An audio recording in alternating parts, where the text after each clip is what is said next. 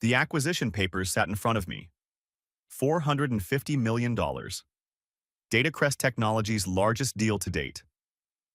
My phone buzzed for the third time in 20 minutes. Mom. I let it ring. David Morrison, my CEO, glanced up from across the mahogany conference table. You need to take that?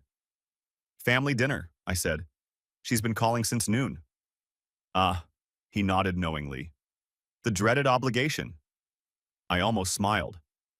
The phone buzzed again. This time, a text. Important. Everyone will be there. 6 p.m. Please don't cancel. I looked at the papers.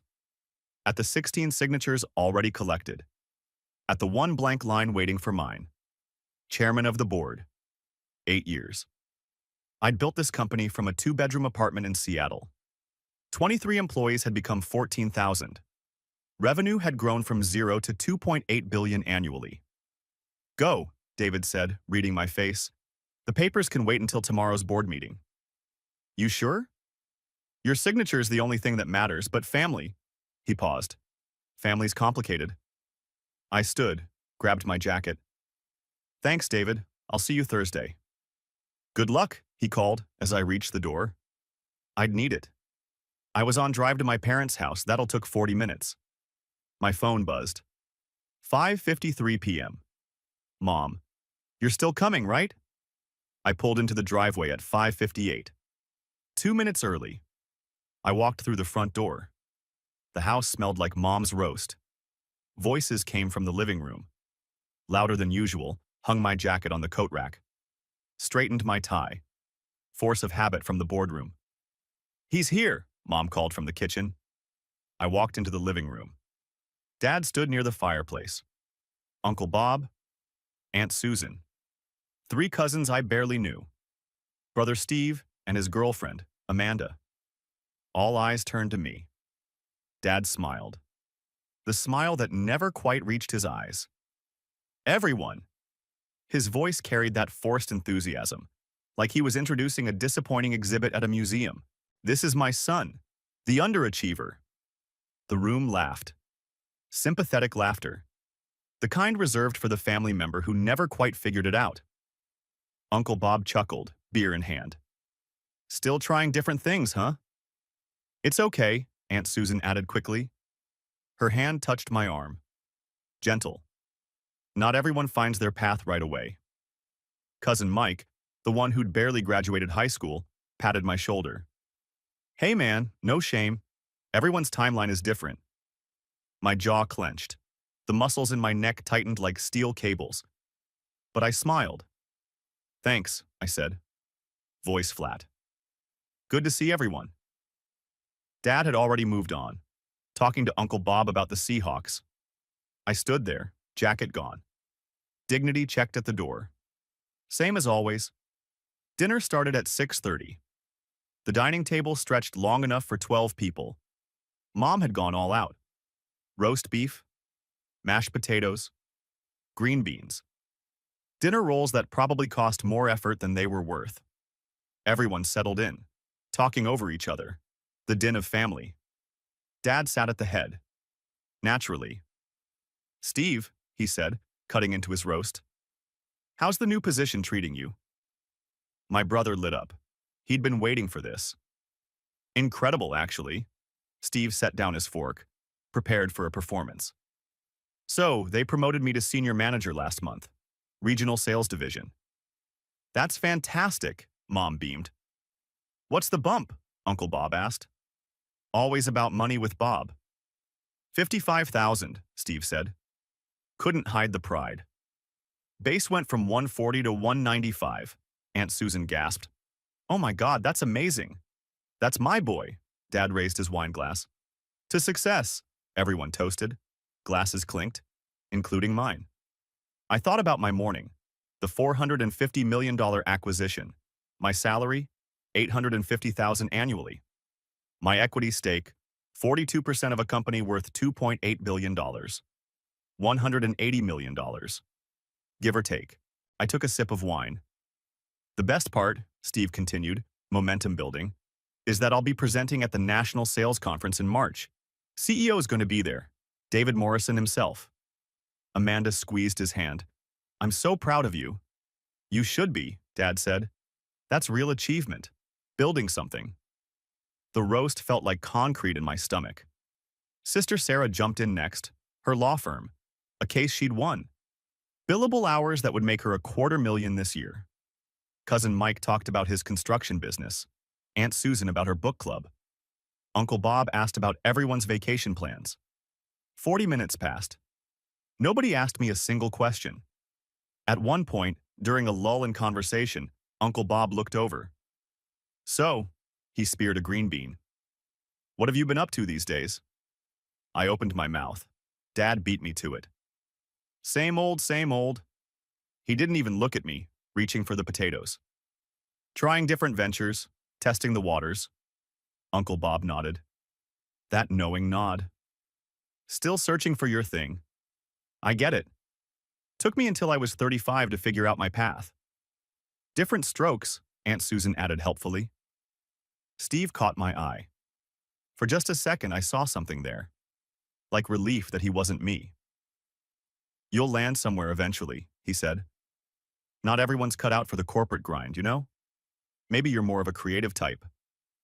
I cut my roast. Each piece required more effort than the last. The conversation moved on. Flowed around me like water around a stone. Dinner lasted 2 hours. 2 hours of listening to achievements. Promotions, raises, vacation homes, new cars. At 8:27, I started gathering my things. Leaving already? Mom asked. Disappointed but not surprised. Early morning tomorrow, I said. Not a lie. Board meeting at 7 a.m. Of course, Dad's voice, distant, already talking to Steve about golf. I thanked Mom for dinner. She hugged me. The same hug she'd given me since I was 12. I grabbed my jacket from the rack. That's when the doorbell rang. Mom looked confused. Who could that be? She opened the door. David Morrison stood there. My CEO. Suit perfectly pressed despite the late hour. That confident posture he'd developed from 2 decades in tech. Mrs. Patterson, he said warmly. I'm so sorry I'm late. Meeting ran longer than expected. My stomach dropped. Oh, Mom brightened. No worries at all. Come in. David stepped inside, looked around, took in the family gathering. Then he saw me. His eyes widened. Just slightly. Sir. The word came out louder than he'd intended. He walked straight over, extended his hand. I didn't know you'd be here. The room went quiet, like someone had hit pause on reality. I shook his hand, kept my voice level. Just leaving, actually. Steve walked out of the kitchen, stopped dead when he saw his boss. Amanda froze behind him. Wait. Mom looked between us. You two know each other? David glanced at me, then at Steve, then back at me. Realization dawned on his face like a slow-motion car crash. Know each other? He laughed, nervous. He's the board chairman. He signs my paychecks. You could have heard a pin drop. Steve's phone slipped from his hand, clattered on the hardwood floor. Amanda's mouth opened. Uncle Bob's beer paused halfway to his lips. Dad walked out of the living room. What? David looked genuinely confused now. You didn't know? Know what? Dad's voice had that edge, the one that came before anger. David gestured to me, like he was presenting evidence. Your son. He's the chairman of the board for Datacrest Technologies, the entire company. I report directly to him. Everyone reports to him. Steve made a sound. Somewhere between a cough and a choke. His wine glass, still in his hand, started shaking. Board chairman? Steve's voice cracked. You're the chairman? I buttoned my jacket. Yeah. But, he looked me. But you never said, you never asked. Heavy, suffocating silence. Dad's face had gone through several colors, landing on a deep red. How long? His voice barely above a whisper. How long what? How long have you been? He gestured vaguely. Couldn't even say it. Chairman, 3 years, Founded the company 8 years ago. We went public 5 years back. 8 years? Yep. Mom sat down slowly on the nearest chair, like her legs couldn't hold her anymore. And you let us... She trailed off. Let you what? I asked. Voice calm. Too calm. Let us think you were... Aunt Susan tried. An underachiever? I finished for her. Looked at Dad. Yeah, I did. Steve set his wine glass down before he dropped it. His hands were still trembling. Wait. His voice sounded small. Foreign. Datacrest Technologies? That's a $2.8 billion company, David supplied quietly. Clearly wished he was anywhere else.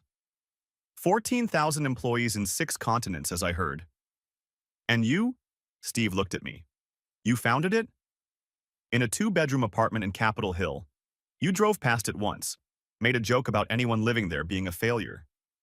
His face drained of color. Amanda whispered something to him. He didn't respond. Dad still stood frozen. Uncle Bob's beer had been forgotten entirely. I'm sorry, David said to me, professionally apologetic. I didn't mean to cause... It's fine, I cut him off. You didn't know. I looked at my family. Dad's face, embarrassment. Mom's face, shock. Steve's face, something between horror and disbelief. Sarah had walked in from the living room. Her hand covered her mouth. The cousins who'd patted my shoulder. The aunt who'd pitied me. The uncle who'd compared me to his own struggles. All staring. Why? Mom's voice broke. Why didn't you tell us? I smiled. Because every time I tried, you cut me off. Told me to wait, changed the subject, made jokes. We didn't. Christmas, 2 years ago, I tried to share about our Series C funding. Dad interrupted me to hear about Sarah's partnership. Then you gave me a $50 Amazon card while Steve got a MacBook Pro. I'd signed an $80 million contract that morning. But we didn't know, Dad said. Exactly. I looked at each of them. And after a while, I realized something. You didn't want to know. You wanted your version of me. The one who hadn't figured it out. The one you could feel sorry for. The one who made everyone else look better by comparison. So I stopped trying. I walked toward the door. David stepped aside. Before I left, I turned back one more time. Congrats on senior manager, by the way. That $55,000 raise? That's genuinely impressive. You earned it. Steve's face crumpled. For what it's worth? I opened the door. I'm not the underachiever. I never was. You just never bothered to look. The cold November air hit my face. Behind me, silence. I walked to my car, started the engine. My phone lit up before I even pulled out of the driveway. 17 missed calls. I turned it off. I made it 3 blocks before curiosity got the better of me. Turned the phone back on. 42 missed calls in 18 minutes. The voicemails started immediately. One after another. A cascade of panic and damage control. I pulled into a 7-Eleven parking lot.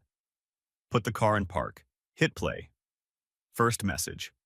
From my mom, 6 minutes ago. Honey, please call us back. We need to talk about this. David just explained everything and Her voice cracked. Why didn't you tell us? 8 years? How could we not know our own son founded a... Background noise. Dad's voice. Let me talk to him. He's not answering. Just, oh God, what have we done? Delete. Second message. Was from Dad, 4 minutes ago. Son? Long pause. Heavy breathing. I don't know what to say. Christ, I'm sorry. I didn't know. How was I supposed to know if you never... Stops himself. That's not fair. David showed us the company website. Your picture. Board of directors. It's all there. We should have... Another long pause. Please call me back. Third message yet was from Steve, 3 minutes ago. His voice shook. The chairman. You're the chairman. Morrison kept talking about the chairman in meetings, but he never used your name. He always just said, sir, or the board. I never... Jesus Christ. A female voice in the background. Amanda, probably. My promotion.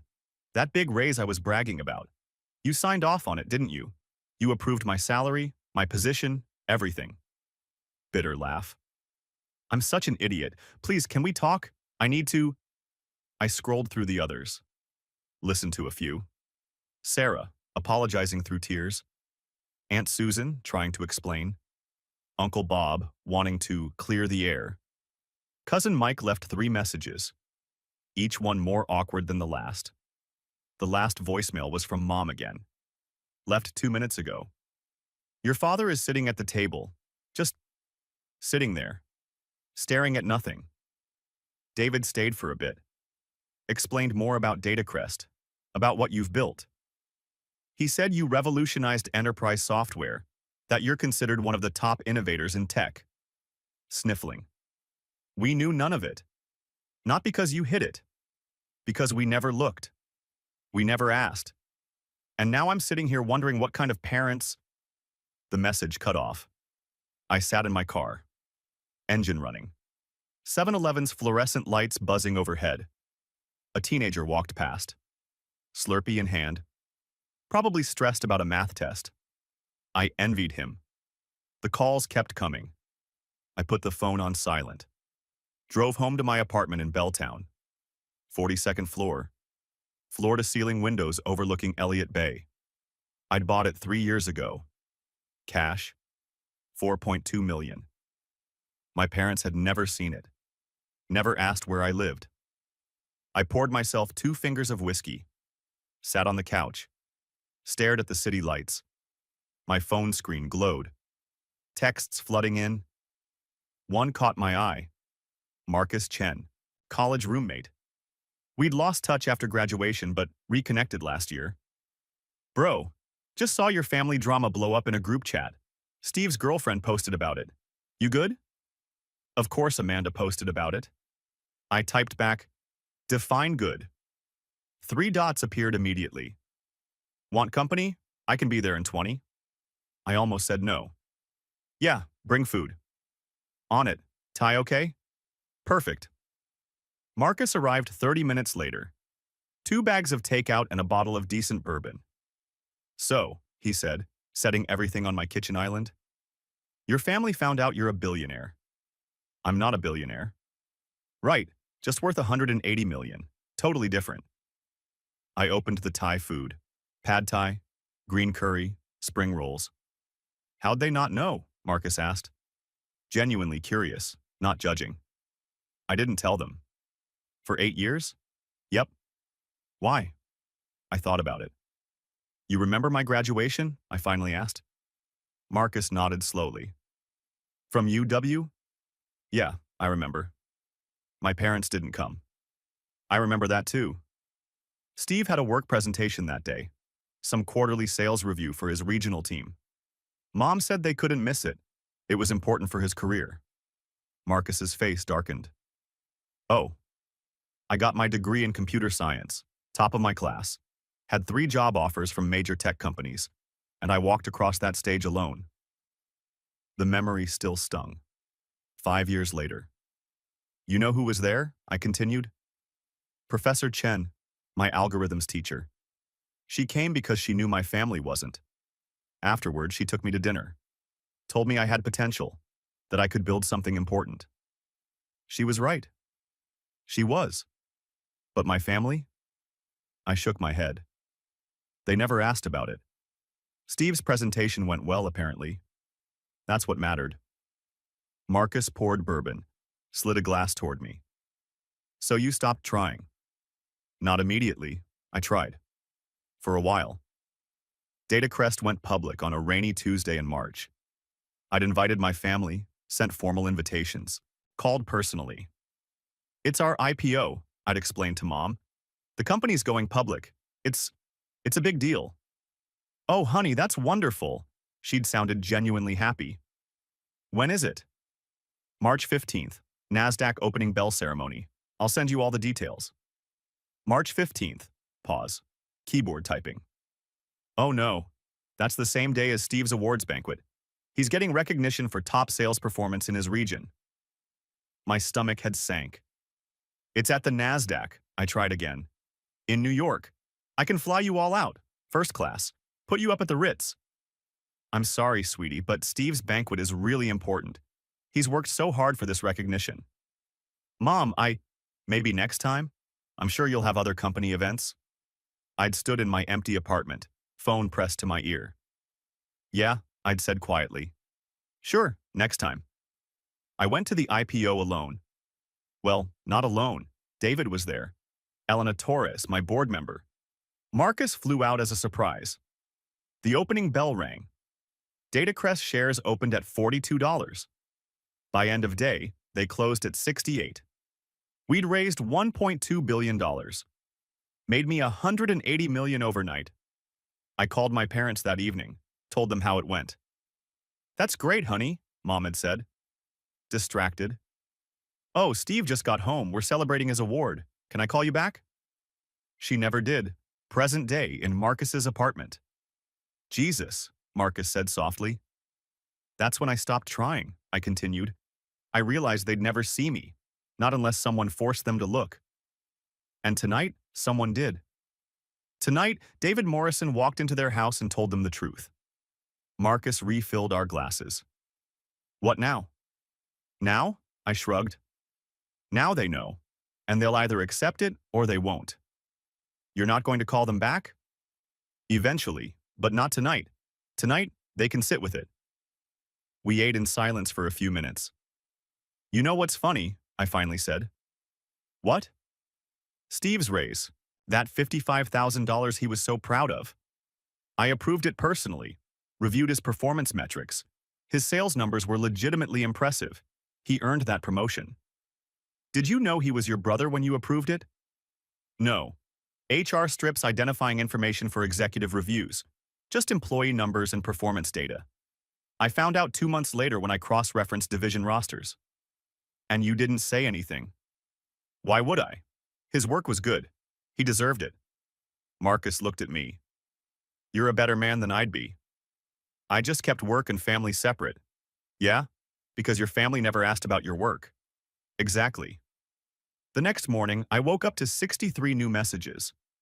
I ignored all of them except one. Email from David Morrison. Sir, I apologize for last night. I had no idea your family was unaware of your position. Mrs. Patterson introduced me as Steve's boss, who was joining for dinner. I assumed they knew the connection. Steve came to my office this morning, asked if his position was secure. I assured him that his employment is based entirely on his performance, which has been excellent. He seemed relieved but also deeply shaken. He asked me not to tell anyone about the family connection. I informed him that I don't discuss employee relationships outside of necessary business contexts. I wanted you to know that this situation won't affect how I work with him professionally. However, if you'd prefer I transfer him to another division, I can arrange it discreetly. Best regards, David. I read it twice. Then typed a response. David. No need to apologize. The situation was bound to come out eventually. Don't transfer Steve. He's earned his position. Keep him where he is. His performance should determine his career path, not his relationship to me. See you at the board meeting Thursday. James. I hit send. Felt oddly satisfied. Steve would have to live with the knowledge. Work under the shadow of his unknown brother. But he'd keep his job. Keep his success. Just with context he'd lacked before. My assistant Jennifer called at 9. Good morning, she said cheerfully. Ready for your 10 o'clock with the acquisition team? Ready as I'll ever be. Great. Also, she paused. There's a situation. What kind of situation? Your parents are in the lobby. I closed my eyes. They've been here since 8:30, Jennifer continued. Building security called me. They're asking to see you. Did you tell them I'm busy? I did. They said they'll wait. Of course they would. Give me 10 minutes, I said. Then send them up. They walked into my office exactly 10 minutes later. Mom. Dad. Both looking like they hadn't slept. My office occupied the entire southeast corner of the 48th floor. 1,600 square feet. Glass walls on 2 sides. Seattle skyline spread out like a promise. Mom stopped just inside the door. Stared. You built this? 8 years ago, I confirmed. Started with 23 employees in a co-working space in Capitol Hill. Moved here 3 years ago. Dad walked to the window. Looked down at the city 48 floors below. Datacrest Technologies, he read off the building across the street. Our name in 8-foot letters. Your name is on the building. Technically the company's name, but yes. Mom sat down slowly in one of my visitor chairs. Italian leather, hand-stitched. Why? Her voice barely above a whisper. Why didn't you tell us? I leaned back in my chair. The same chair I'd sat in through hundreds of meetings, negotiations, critical decisions. I tried, multiple times. You weren't interested. That's not fair. Thanksgiving, 2 years ago. I cut her off. Voice level. Factual. I started to mention our Series C funding. Dad interrupted to hear about Sarah's partnership. I waited, tried again. Uncle Bob changed the subject. Dad turned from the window, face red. You should have insisted. Should I have? I met his eyes. Because every time I tried to talk about my work, someone in the family made it clear it wasn't worth hearing about. After a while, I got the message. We didn't mean, last Christmas, I got a $50 Amazon gift card. Steve got a MacBook Pro, an Apple Watch, and $500 in Best Buy cards. The card said, buy yourself something practical. Mom's face crumpled. I'd signed an $80 million contract that morning, I continued. Restructured our entire enterprise architecture division. But you needed me to be practical. Silence. Heavy. Suffocating. We didn't know, Dad finally said. Defensive. Angry at himself. How could we know? You could have asked. Any time in the last 8 years. What do you do for work? How's your job going? Tell me about your day. You never volunteered. Because you never gave me space to. My voice stayed calm. Too calm. Every conversation was about Steve's promotions, Sarah's cases, other people's achievements. And when someone did ask about me, you answered for me. Still trying different things. Searching for his path? He'll figure it out eventually? Mom was crying now. Quiet tears streaming down her face. You wanted a version of me that made everyone else's success feel bigger? The struggling son, the underachiever, the one who justified your attention being elsewhere. That's not true, Dad protested. Weak. Isn't it? I pulled up my email, showed them the screen. Here's my calendar for the past month. 17 board meetings, 9 acquisition discussions, 3 keynote speeches, 42 executive briefings. I'm busier than I've ever been. But you know how many times you've called to ask how I'm doing? They said nothing. 0. You called yesterday for dinner. Before that? 6 months ago. Steve's birthday party. Jennifer knocked softly on the door, poked her head in. Your 10 o'clock is waiting. Thanks. We're wrapping up. Mom stood, wiped her eyes. Can we? She tried. Can we have coffee, soon? Talk about this properly? I thought about it. Maybe, in a few months. I need time. Months? Dad's voice rose. You had 8 years, I said quietly. I need a few months. They left. Mom crying. Dad's jaw set in that stubborn way he had. Jennifer came in after they'd gone. You okay? Honestly? I don't know. She set a coffee on my desk. For what it's worth, I've worked for you for 3 years. You never mention your family. Now I understand why. Yeah. Also, she continued, Steve Patterson's girlfriend posted something on Facebook last night. It's going viral in Seattle tech circles. My stomach dropped. What kind of something?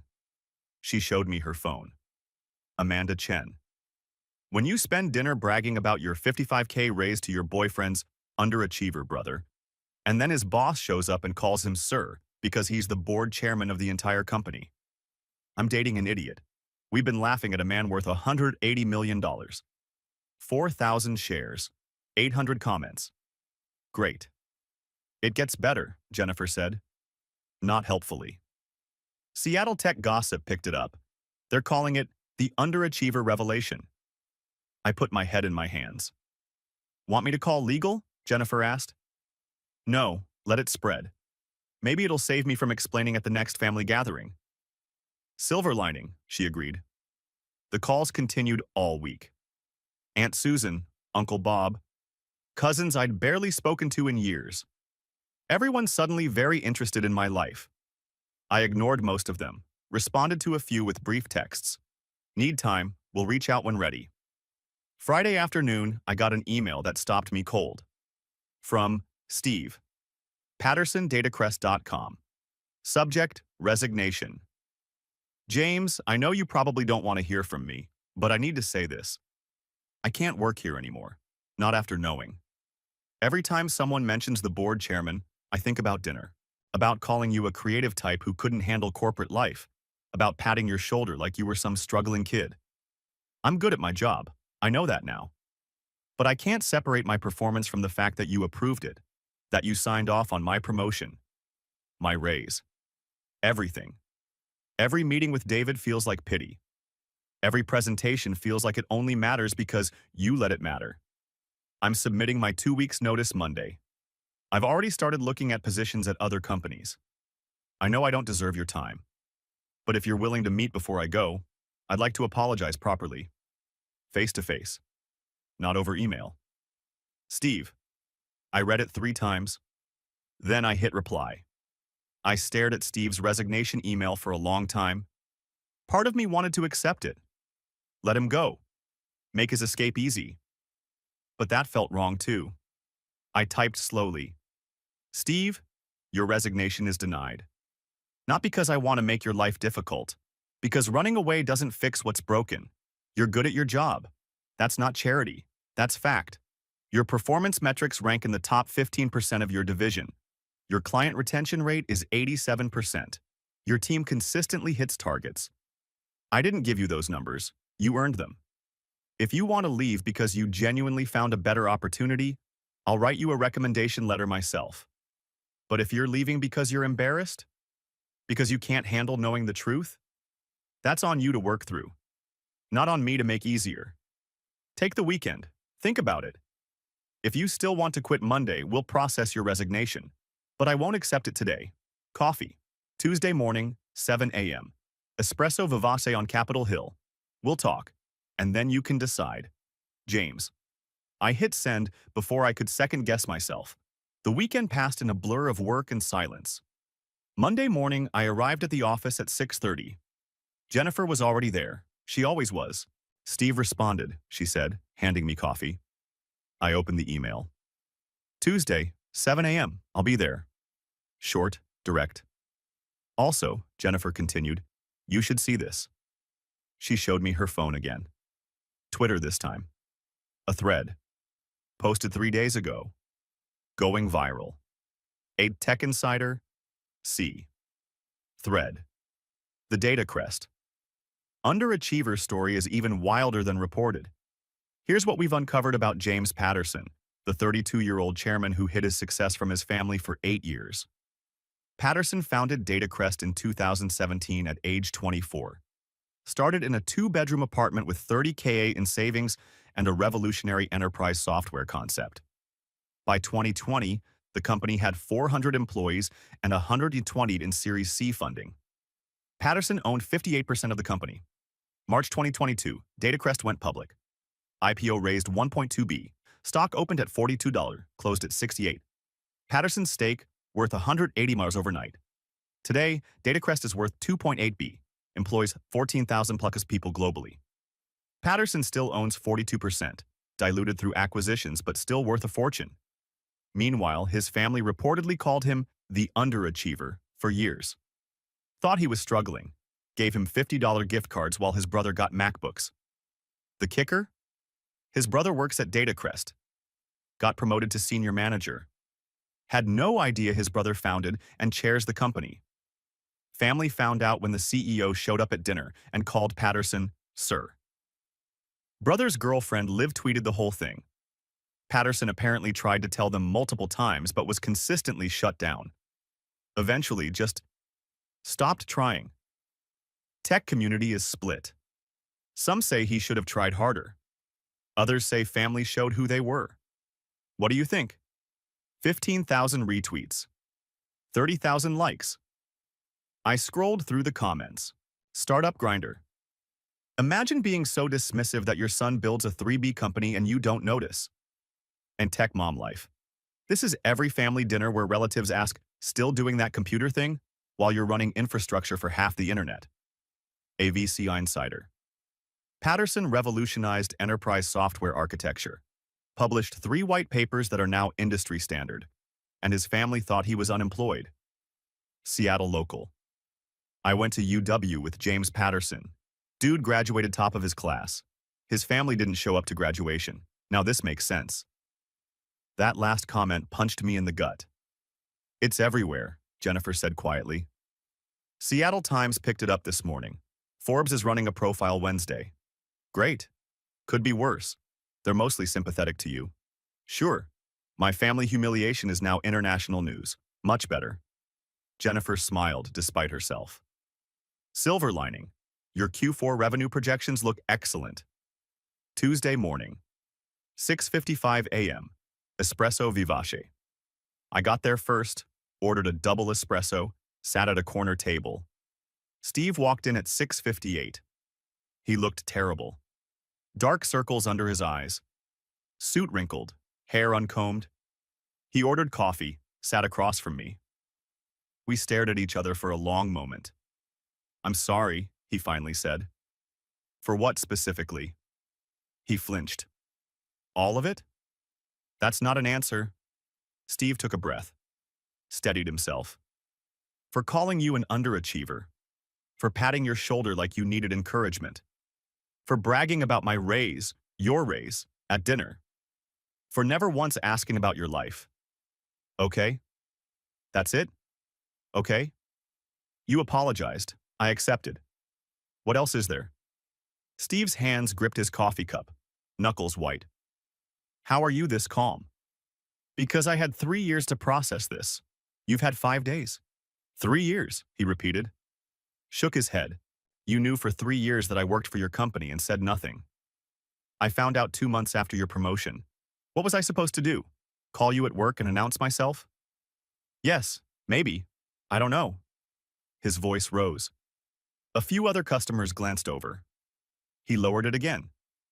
Amanda broke up with me. Ah. When? Sunday. Said she couldn't date someone who was that blind to his own family. That if I couldn't see my brother's success, how would I see hers? I'm sorry. Don't be. He laughed bitterly. She was right. I spent 2 years with you and never once asked what you did for a living. I just assumed. You assumed wrong. Yeah. He stared into his coffee. David's been great, professional. But everyone else at work knows now. They whisper. Point. Yesterday, someone asked me if I got my job because of you. What did you say? That I earned it based on my metrics, but I don't know if they believed me. Do you believe it? Steve looked up. Met my eyes. Honestly? I'm not sure anymore. Then look at your performance reviews. The ones from before anyone knew. Read your client feedback, your team evaluations. The data doesn't lie. But you're good at your job, Steve. That's fact. Whether you believe it or not doesn't change the numbers. He sat back. Processed this. Why did you help me? Help you? My promotion. You must have seen my name somewhere. You could have blocked it, transferred me, fired me. Instead, you approved a $55,000 raise. I sipped my espresso, considered how to explain. Because your work was good. Period. I don't let personal feelings dictate business decisions. That's how companies fail. But I treated you like you'd been taught to treat me. I cut him off. By our parents, by the family, by everyone who decided I was the underachiever before I'd even proven otherwise. Silence. I'm not quitting, Steve finally said. Good. But I need to know, are we okay? Define okay. Brothers. Can we be brothers again? Eventually, maybe, but not yet. How long? As long as it takes. You want instant forgiveness? Call mom. She'll give it to you because she feels guilty. And you won't? I will. When I'm ready. When you've actually changed, not just apologized. Steve nodded slowly. Fair. We finished our coffee in silence. As he stood to leave, he paused. For what it's worth, I'm proud of you. What you built. Who you are. Thanks. Even if I'm 3 years late saying it. Yeah, even then. The weeks that followed were strange. Work continued as normal. Acquisition closed. Q4 earnings exceeded projections. Datacrest stock jumped 12%. But outside work, everything felt different. Extended family members kept reaching out. Aunt Susan called 4 times, left voicemails about clearing the air and family unity. Uncle Bob sent a long email explaining why he'd made those searching for your path comments. Apparently, he'd meant them encouragingly. Sure. Cousin Mike texted, Dude, can you invest in my construction company? I need $200K. I blocked his number. 3 weeks after the dinner, Elena Torres invited me to lunch. Elena had been on Datacrest's board since our Series A, former CEO of a Fortune 500, one of the most respected women in tech. We met at the Walrus and the Carpenter. Oysters and white wine. I read the articles, she said without preamble. Great. You and everyone else. I wanted to tell you something. Last year's holiday party, I met your parents. I looked up. What? They came as Steve's guests. He brought them to show off his workplace. I overheard your father talking to another employee, bragging about Steve's position, his success. My chest tightened. I asked about his other children. He mentioned you. Said you were still figuring things out. That you'd probably find your way eventually. Of course he did. I told him I was on Datacrest's board, asked if he knew you'd founded the company. He laughed, thought I was joking. I set down my wine glass before I squeezed it too hard.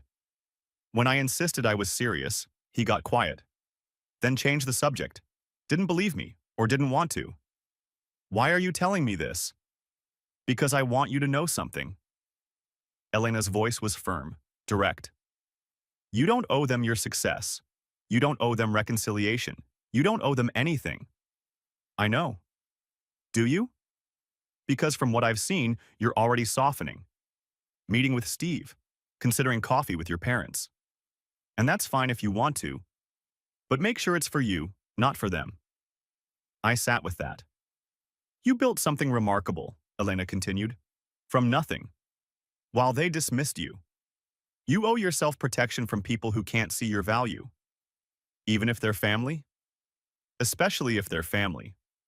Family's supposed to see you first, not last. And never only after someone else points you out. That night, I got a call from Marcus. How you holding up? Surviving. Elena Torres just validated every bitter thought I've had. Good. You need that. Also, there's something you should know. What? Your mom called me. I sat up. What? She got my number from Sarah, asked if I could talk to you, convince you to have dinner with them. What did you say? That I'm your friend, not their messenger service. Also that she had 8 years to have dinner with you and didn't. Despite everything, I smiled. She cried. Said she just wants her son back. She never had me to begin with. That's what I told her. You're a good friend. I know. Also, she mentioned something interesting. Your parents are getting comments from their friends. Apparently, everyone in their social circle read the articles. Keep asking about you. About Datacrest. Oh? Your dad's golf buddies are giving him hell. Asking why he never mentioned his son founded a multi-billion-dollar company. Your mom's book club wants to know if you're single. I laughed. Couldn't help it. They're embarrassed, Marcus continued. Socially. Their friends know. Their neighbors know. Everyone knows they had no idea what their own son built. Good. Cold, but good. 6 weeks after the dinner, I agreed to coffee with my parents. Not because they'd worn me down, because I needed to say certain things face to face. We met at a neutral location, Starbucks in Fremont. Public. Time limited. They looked older somehow. Worn. Thank you for meeting us, Mom said immediately. I can give you 30 minutes. Dad nodded. Accepted the boundary. We've been thinking, Mom started. About everything. About how we treated you. What we missed. Okay. We want to make it right. How? Dad leaned forward. We talked to a financial advisor about our retirement accounts. We could give you… No. But I don't need your money, Dad. I make more in a month than you've saved in your lifetime. I'm not saying that to hurt you. I'm saying it so you understand. Money doesn't fix this. Mom's eyes welled up. Then what does? She asked. Tell us what we can do. Nothing. That's the point. There's nothing you can do. Because the damage wasn't one moment. It was 8 years of moments, and you can't undo them. So that's it? Dad's voice rose. We're just… done? No. We're just not what we were. We probably never were. You're our son. Am I? Or am I the version of your son you wanted? The struggling one who made Steve look better? The underachiever who justified your focus being elsewhere? That's not fair, Mom protested. Maybe not, but it's true. And until you can admit that we can't move forward. I stood. Maybe coffee in 6 months. Maybe not. But I need time. Real time. Not guilt-driven apology tours. I left them sitting there. It felt terrible and liberating all at once. Months passed. Summer turned to fall. Fall to winter. Work consumed me. 2 more acquisitions. European expansion. Product launches. Steve and I spoke occasionally, professionally at first, then slightly warmer. He was trying. Actually trying. Showed up to board presentations prepared. Asked thoughtful questions about my decisions. Sent articles about company culture with, thought you might find this interesting. Small things, but consistent. Sarah reached out too. Less dramatically than the others. Just a text every few weeks. Thinking of you. Proud of what you've built. No pressure, just wanted you to know. I appreciated that.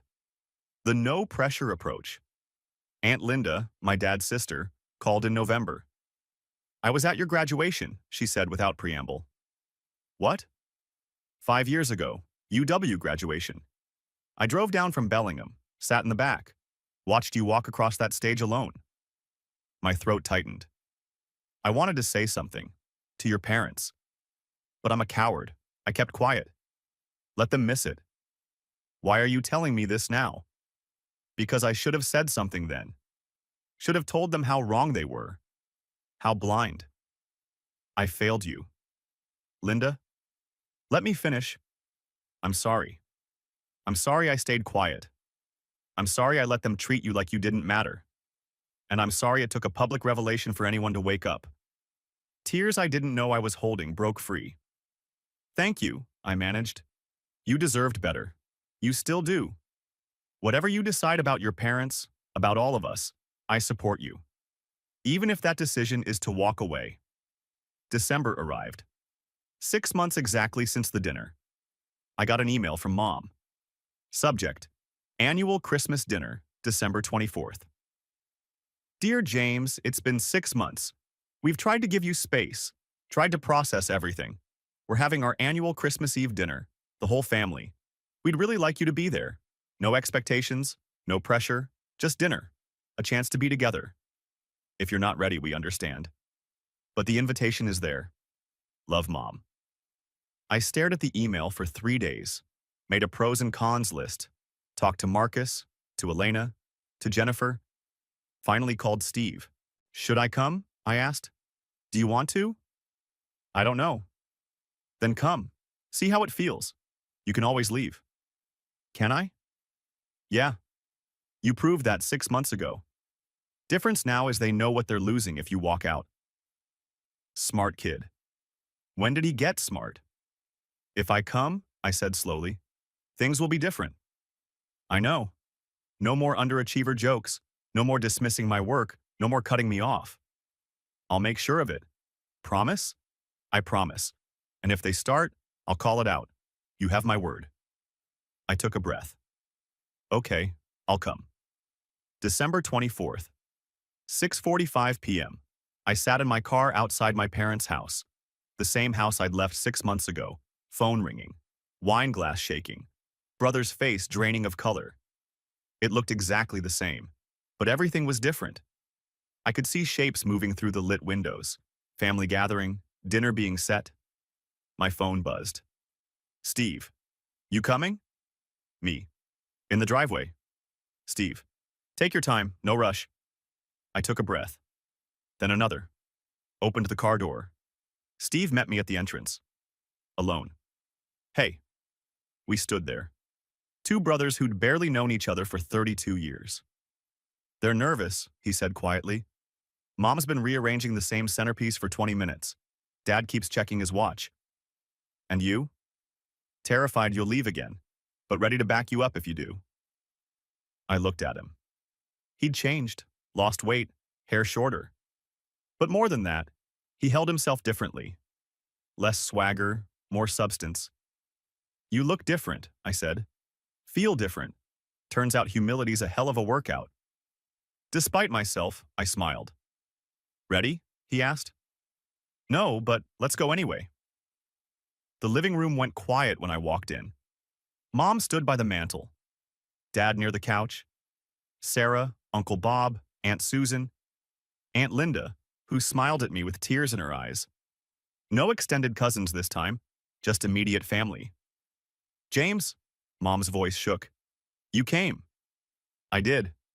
She moved like she wanted to hug me, stopped herself, respected the boundary. Thank you. I nodded. Dad stepped forward, extended his hand. His hand. Not a hug. Not presumptuous. Just an offering. I shook it. Son? Dad. We stood there. Two men who'd never quite understood each other. Dinner's ready, Mom said quickly, filling the awkward silence. If everyone wants to sit? The table was different, not the table itself, but the arrangement. No head and foot. No throne for Dad. Circular. Borrowed from the neighbors, apparently. Thought it might be better, Mom explained. Everyone equal. I caught Steve's eye. He shrugged slightly. His idea, the gesture said. We sat. I ended up between Steve and Sarah, across from me, Mom and Dad. Before we eat, Steve said, standing. Everyone looked at him. Oh no. I want to say something, because if I don't, I'll chicken out. He looked at me. 6 months ago, I bragged about a promotion at this table, about a $55,000 raise, treated it like I'd conquered the world. Amanda's absence felt loud. I had no idea my brother, he gestured to me, approved that promotion, that he'd founded the entire company I worked for, that he was worth more than everyone in this room combined. Mom shifted uncomfortably. But that's not the embarrassing part. The embarrassing part is that I never asked. None of us did. We just assumed. And our assumptions were so wrong they became a joke. Steve, Dad started. Let me finish, Dad. Steve's voice was firm. We called him an underachiever, made him feel invisible, and when he tried to share his life, we talked over him, every single time. He turned to me. I'm sorry. Genuinely sorry. Not because you're rich, not because you're successful, but because you deserve to be seen. And we refuse to look. Silence. Then Aunt Linda. I'm sorry too. I was at your graduation. I should have said something then. Sarah. I'm sorry I made everything about my cases, about my life. Uncle Bob. I'm sorry I compared your timeline to mine without knowing anything about your timeline. One by one, they apologized. Real apologies, specific, accountable. Until only Mom and Dad remained. Mom spoke first. I'm sorry we made you feel invisible, that we gave you $50 gift cards while celebrating Steve's promotions, that we skipped your IPO for an awards banquet. Dad cleared his throat. I'm sorry I introduced you as the underachiever, that I answered for you, that I never asked about your work, your life. You. He met my eyes. I'm proud of you. I should have been proud all along. But I was too busy looking at the son I thought you should be to see the man you actually were. My chest tightened. Not with anger this time. With something else. Something complicated. Thank you, I said quietly. All of you. Does this mean we're okay? Mom asked hopefully. I thought about it. It means we're trying, and that's more than we had 6 months ago. Dinner was strange. Not bad strange. Just different. Dad asked about Datacrest. Actually asked. Listen to my answer. Enterprise software architecture. What does that mean exactly? I explained. He nodded. Asked follow-up questions. Mom wanted to know about my apartment. My life outside work. Are you dating anyone? Not seriously. Too busy. You should make time for that. Maybe, when things settle. Sarah asked about the acquisition. The $450 million one? How do you even process a deal that size? I walked her through it.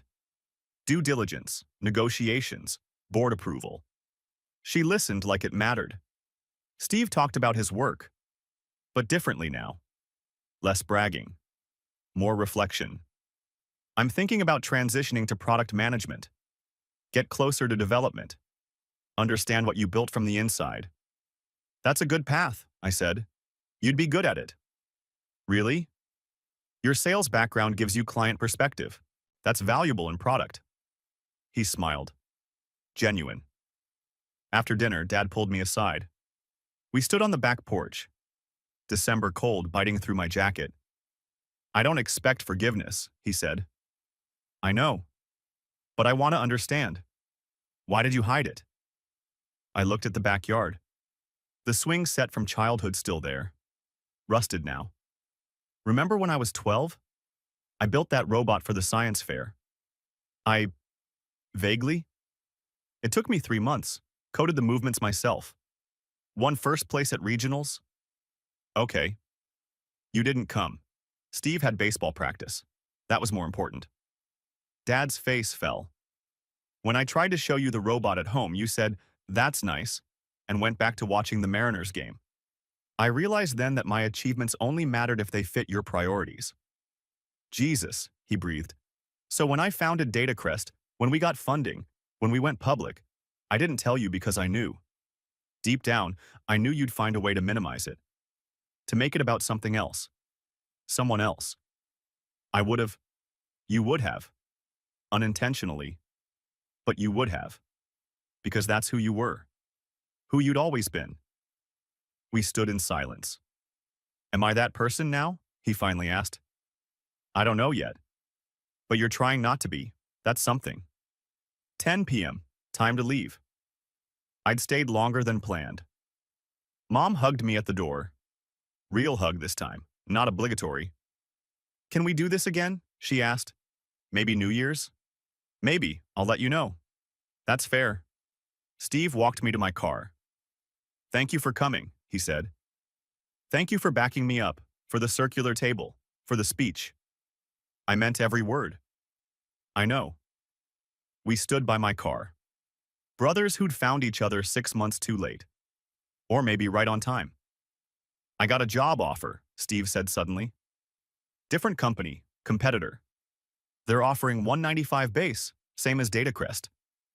My stomach tightened. You taking it?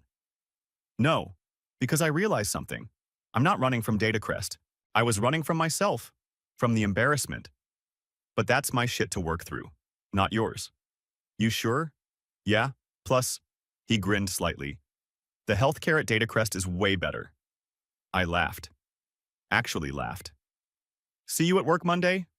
See you Monday, sir. He said it jokingly, but with respect. I drove away, watched the house shrink in my rearview mirror. That night, I sat in my apartment, city lights sparkling below. My phone buzzed. Marcus. How'd it go? Me. Better than expected. Weird, but better. Marcus. Progress. Me. Yeah, slow, painful, but progress. I thought about the circular table, the apologies, Dad's question on the porch. They were trying, actually trying. Would it be enough? Would we ever have the relationship I'd wanted as a kid? Probably not. Some things break too thoroughly to fully repair. But maybe that was okay. Maybe we didn't need to be what we were. Maybe we could be something new, something honest, even if it was smaller. 3 days later, I got an email from Forbes. Subject: Profile publication, The Underachiever Who Wasn't. They'd published the article, full spread. Photo of me in my office, Datacrest story, the family revelation, but also my journey, the science fair robot, the graduation I walked alone, the IPO my family missed. The ending quote was mine. Success isn't about proving people wrong. It's about building something that matters. My family's recognition was never the goal. But their dismissal taught me that my value doesn't depend on who sees it. It exists regardless. Jennifer had approved it, said it captured the truth. I read it twice, then forwarded it to my family group chat. No message, just the link. Steve responded first. Proud of you, for real this time. Sarah: This is beautiful and heartbreaking, and I'm so sorry. Mom: My son. I see you now. I should have seen you all along. Dad: You were never the underachiever. We were the ones who failed to achieve basic parenting. Thank you for giving us another chance. I stared at the messages, felt something shift in my chest. Not forgiveness. Not yet. But possibility. 6 months later, a full year after the dinner, I attended another family gathering. Steve's new promotion. Product manager, just like we discussed. He'd earned it. Through actual work, interviews, case studies. This time when he shared his news, he did it differently. I'm grateful for the opportunity. It's going to be challenging, but I'm ready. Then he looked at me. James helped me prepare, spent 3 hours reviewing my case study, gave me tough feedback, pushed me to think harder. Dad smiled. That's what brothers do. Yeah, Steve agreed. That's what brothers do. After dinner, Mom pulled out old photo albums. I found these, she said, from when you were kids.